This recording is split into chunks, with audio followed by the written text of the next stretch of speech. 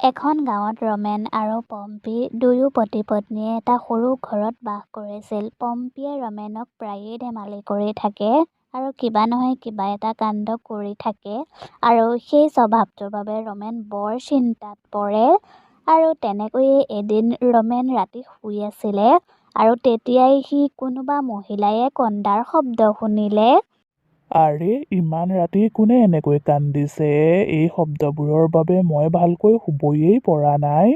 বাহিৰৰ পৰা কন্দাৰ শব্দবোৰ আওকাণ কৰি ৰমেনে শুবলৈ চেষ্টা কৰিছিল। কিন্তু এয়া কি?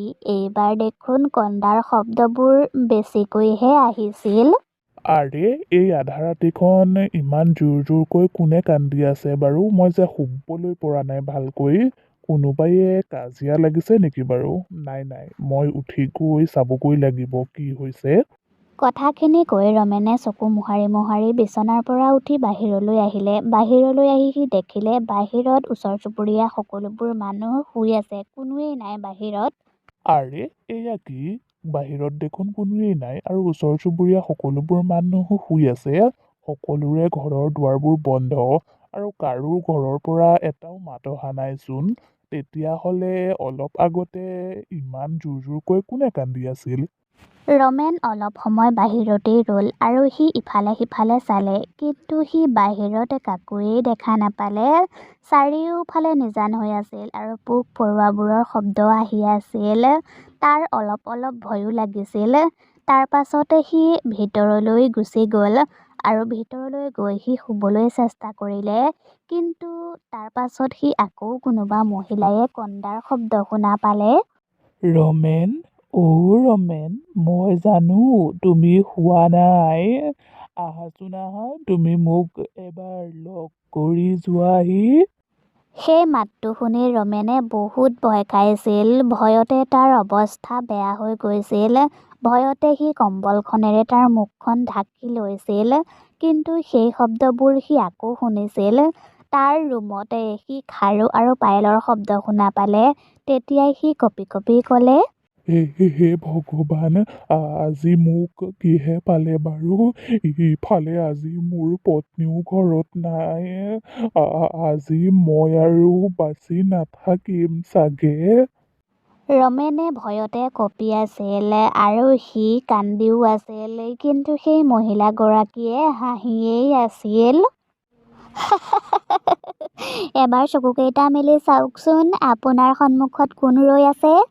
মাতটো দেখোন বৰ চিনাকি চিনাকি লাগিছে। কোনোবা চিনাকি মহিলা নেকি বাৰু? কথাখিনি কৈ ৰমেনে লাহেকৈ চকু মেলি চালে আৰু দেখিলে তাৰ সন্মুখত তাৰ পত্নী ৰৈ আছে। পম্পী, তুমি? ইমান ৰাতি এইবোৰ ধেমালি তুমি কৰি আছিলা? মই ঠিকেই অনুমান কৰিছিলোঁ এইবোৰ ধেমালি একমাত্ৰ তোমাৰ বাহিৰে অন্য কোনেও কৰিব নোৱাৰে। কি যে ফাল্টু কাম কিছুমান কৰি থাকা নহয়। আপুনি যে সৰু সৰু কথাকেই বৰ ডাঙৰ কৰি পেলাই। মই মাত্ৰ এটা সৰু ধেমালিহে আপোনাৰ লগত কৰিছিলোঁ। তাতেইনো আপুনি ইমানকৈ ভয় খাব লাগেনে? তুমি ধেমালি কৰিছা আৰু মই ভয়তে হাৰ্ট ফেইল কৰি দিয়াহেঁতেন তোমাৰ বৰ ভাল লাগিল হয় চাগে ন? তুমি যে কি যে কাণ্ড কিছুমান কৰি থাকা, মই যে একোৱেই ভাবি নাপাওঁ দেই। হ'ব, আপুনি ধেমালি বুজি পালেহে। অকণমান ধেমালি এটাহে কৰিছিলোঁ কিবা। বাৰু তুমি এটা কথা কোৱাচোন, তুমি মাৰ ঘৰলৈহে গৈছিলা, কিন্তু ইমান ৰাতি তুমি ক'ৰ পৰা ওলালাহি? মইতো সন্ধিয়াই আহিলোঁ, কিন্তু আপুনি দুৱাৰখন খুলি বজাৰলৈ গুচি গ'ল আৰু মই তেতিয়াই ঘৰৰ ভিতৰত সোমাই লুকাই থাকিলোঁ আৰু ৰাতি হোৱালৈ অপেক্ষা কৰিলোঁ, যাতে আপোনাক ভয় খুৱাই মজা ল'ব পাৰোঁ। আৰু তেনেকুৱায়েই হ'ল। বাৰু সেইবোৰ এতিয়া বাদ দিয়ক, বহুত ৰাতি হ'ল, শুই থাকোঁগৈ ব'লক। তাৰ পাছত দুয়োজনকৈ শুই থাকিলেগৈ আৰু দুদিনৰ পাছত এদিন ৰাতি হঠাৎ ৰমেন শুই থাকোঁতেই তাৰ টোপনি ভাঙিল। এইজনীৰ আজি আকৌ চোৰেল হ'বলৈ মন গ'ল হ'বলা। সদায় কিহৰ যে নাটক কৰি থাকে নহয়, মই একো বুজি নাপাওঁ। বাপেকে, এইক আজি মই চোৰেলেই বনাই পেলাম। তাৰ পাছত ৰমেনে দুৱাৰখন খুলি বাহিৰলৈ ওলাই আহিলে। ওলাই আহিয়েই সি দেখিলে এজনী ভয়ানক চেহেৰাৰ চোৰেল বাহিৰত ৰৈ কান্দি আছে আৰু তেতিয়াই সি ক'লে, আজি তোৰ আকৌ চোৰেল হ'বলৈ মন গ'ল? মন যোৱা নাই, মই সঁচাকৈয়ে চুৰেল। তুমি মোক কি বুলি ভাবিছা? মই মূৰ্খ। এদিন তুমি মোক মূৰ্খ সজালা বুলিয়েই যে সদায় সদায় মূৰ্খ সজাব পাৰিবা? জানো তোমাৰ নতংগী মই সকলোবোৰ বুজি পাওঁ। তই তেতিয়াহ'লে জান মই কোন হয়? তেতিয়াহ'লে কচোন মই কোন? ৰ'বা, আজি মই তোমাক সঁচাকৈয়ে চুৰেল বনাই পেলাম। ৰমেন খঙত গ'ল আৰু চোৰেলজনীৰ চুলিখিনি ঘটালি দিলেগৈ আৰু সেইবোৰ কৰাৰ বাবে চোৰেলজনীৰ দুয়োটা চকু ৰঙা হৈ গ'ল আৰু তাইৰ বহুত খং উঠিল। তোক এতিয়া মই মাৰি পেলাম। আৰে পম্পী, তুমি কিয় এনেকুৱা মাত উলিয়াইছা যেন তুমি সঁচাকৈয়ে চুৰেল? মই সঁচাকৈয়ে চুৰেল। তোৰ এতিয়া মোৰ ওচৰলৈ অহাৰ সময় হৈ গ'ল। চোৰেলৰ কথাষাৰ শুনি ৰমেন পিছুৱাই পলাবলৈ ধৰিলে। আৰে বাপৰে, এইজনী দেখোন সঁচা চুৰেল। কোন ক'ত আছ? মোক বচাহি মোক। ৰমেন গৈ থাকোঁতেই পম্পীৰ সৈতে সন্মুখী হ'ল। কি হ'ল আপোনাৰ? কাজিয়া ৰাতিপুৱা কৰিবা, সোনকালে এতিয়া ঘৰলৈ বোলা। তোমাৰ চুৰেল হ'বলৈ খুব মন আছিল নহয়। সন্মুখলৈ চোৱা, সৌজনী সঁচা চুৰেল। ইয়াৰ পৰা পলোৱা, নহ'লে এতিয়া আমি দুয়োটা মৰিম। পম্পীয়ে দেখিলে চোৰেলজনী সিহঁতৰ ফালে আহি আছে। তেতিয়াই পম্পী পটাপট ঘৰৰ ভিতৰলৈ সোমাই গ'ল আৰু দুৱাৰখন বন্ধ কৰি দিলে। সিফালে চোৰেলজনীয়ে ৰমেনক চোঁচৰাই লৈ গ'ল। তাৰ পাছত ৰমেন এটা ৰঙা পাথৰ হৈ ঘৰৰ বাহিৰতেই পৰি থাকিল। হে ভগৱান, এখেতৰ দেখোন মাতবোল একোৱে শুনা নাই। কেনেবাকৈ চোৰেলজনীয়ে এওঁক খাই পেলোৱা নাইতো। পম্পীয়ে দুৱাৰখন খুলি বাহিৰলৈ ওলাই আহিল আৰু দেখিলে বাহিৰত কোনোৱেই নাই। হে ভগৱান, চোৰেলজনীয়ে এওঁক কলৈ লৈ গ'লগৈ বাৰু? মই এতিয়া কি কৰোঁ? তেতিয়াই পম্পীয়ে চোতালত পৰি থকা ৰঙা পাথৰটো দেখিলে। এইটো আকৌ ৰঙা ৰঙৰ পাথৰ ক'ৰ পৰা ওলাল? মই এই পাথৰটো ভিতৰতেই থৈ দিওঁগৈ। পম্পীয়ে ৰঙা ৰঙৰ পাথৰটো উঠালে আৰু ভিতৰত থৈ দিলেগৈ। তাৰ পাছত তাই দৌৰি দৌৰি মানুহবোৰৰ ওচৰলৈ গ'ল আৰু খবৰটো দিলেগৈ।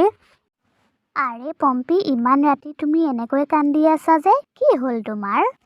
নাকান্দি কি কৰোঁ, আপুনিয়েই কওকচোন। সেই চোৰেলজনীয়ে মোৰ স্বামীক উঠাই লৈ গুচি গ'ল।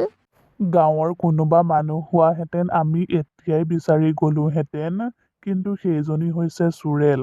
চুৰেলজনীয়ে এতিয়া ৰমেনক কলৈ বা লৈ গ'ল। আমি এতিয়া তাক ক'ত বিচাৰি যাওঁ? পম্পী, যেনে তেনে ৰাতিটো ধৈৰ্য ধৰা। ৰাতিপুৱালেই আমি কিবা এটা নহয় কিবা এটা কৰিম। আমি সকলোৱে মিলি ৰমেনক বিচাৰি যাম। তুমি এতিয়া ঘৰলৈ যোৱা। গাঁৱৰ মানুহবোৰে পম্পীক সাহস দি গুচি গ'ল আৰু পিছদিনা ৰাতিপুৱা হোৱাৰ লগে লগেই গাঁৱৰ সকলোবোৰ মানুহে মিলি সকলোতে ৰমেনক বিচাৰি ফুৰিলে, কিন্তু তাক ক'তোৱেই বিচাৰি নাপালে। আৰু যেতিয়া ৰাতি হ'ল তেতিয়া মই লাগিলে আপোনাৰ লগত যিমানেই কাজিয়া নালাগো, যিমানেই আপোনাক গালি নাপাৰোঁ, কিন্তু আপোনাৰ অবিহনে এটা দিনো মই কটাব নোৱাৰোঁ। আপুনি য'তেই আছে উভতি আহক। মই আপোনাক কথা দিছোঁ, মই আৰু আপোনাক কেতিয়াও ভয় নোখুৱাওঁ, কেতিয়াও আপোনাক অশান্তি নকৰোঁ। পম্পীয়ে কান্দিয়ে আছিল আৰু তেতিয়াই তাই ৰমেনৰ মাত শুনা পালে। পম্পী, এইফালে চোৱাচোন, এইফালে চোৱা। গোটেই দিনটো মই তোমাক মাতি আছিলোঁ, কিন্তু তোমাৰচোন একো খা খবৰেই নাই। ক'ৰ ইফালে সিফালে চাই আছা? এইফালে চোৱা, এইফালে। আৰে, মোৰ বাৰু কাণ বাজিছে নেকি? মই তেখেতৰ মাত শুনা পাইছোঁ। তেখেত বাৰু ইয়াতেই ক'ৰবাত আছে নেকি? মই সঁচাকৈয়ে ইয়াত আছোঁ। এই পাথৰটোলৈ চোৱা। ৰমেনৰ মাতটো আকৌ শুনি পম্পীয়ে চক খাই গ'ল আৰু তাই পটাপট সেই ৰঙা ৰঙৰ পাথৰটো উঠাই ল'লে। পম্পী, এই পাথৰটো লাহেকৈ উঠোৱা। পাথৰটো কেনেবাকৈ পৰি গ'লে মই আৰু শেষ। হে ভগৱান, তাৰমানে আপুনি এই পাথৰটোৰ ভিতৰত আছে? এই সকলোবোৰ তোমাৰ বাবেই হ'ল।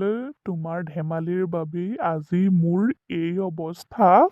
আপুনি কি এতিয়া গোটেই জীৱনটো এই পাথৰটোতেই থাকিব লাগিব? হে হৰি, মোৰ কি হ'ব এতিয়া? কি হ'ব মোৰ? কন্দা কটা বন্ধ কৰ আৰু কিবা এটা উপায় বিচাৰ সোনকালে। ময়েই কিবা এটা কৰিব লাগিব এতিয়া। পম্পী ৰাতিয়েই বাহিৰলৈ ওলাই আহিলে আৰু গাঁৱত চোৰেলজনীক বিচাৰিবলৈ ধৰিলে আৰু তেতিয়াই তাই এজোপা গছৰ তলত চোৰেলজনীয়ে ৰৈ কান্দি থকা দেখিলে। তেতিয়াই তাই দৌৰি দৌৰি চোৰেলজনীৰ ওচৰলৈ গ'ল। আপুনি মোৰ স্বামীক পাথৰ বনাই থৈ দিলে। আচলতে তেওঁৰ ভুল নাছিল, ভুলটো মোৰ আছিল। মই প্ৰায়েই তেওঁৰ লগত চোৰেলৰ ধেমালি কৰি থাকোঁ। সেইবাবে সেইদিনা মই বুলি আপোনাকেই তেওঁ যি টি ক'লে। তেওঁক ক্ষমা কৰি দিয়ক, নহ'লে মোকো পাথৰ বনাই থৈ দিয়ক, কাৰণ মইতো গোটেই জীৱনটো এটা পাথৰৰ লগত থাকিব নোৱাৰোঁ। হ'ব দে, কান্দিব নালাগে। ময়ো ইমান বেয়া চোৰেল নহয়। তহঁত মানুহবোৰে ৰাতি মোক ভালকৈ কান্দিবলৈও নিদিয়। তোৰ স্বামীৰ গাতহে দুখ, সি আহি মোক চুলি কটালিছিলেহি, সেইবাবেহে মোৰ খং উঠিল। হ'ব দে, তই চিন্তা নকৰিবি। তই এতিয়া ঘৰলৈ যা, তোৰ স্বামীয়ে তোলৈ ঘৰত অপেক্ষা কৰি আছে।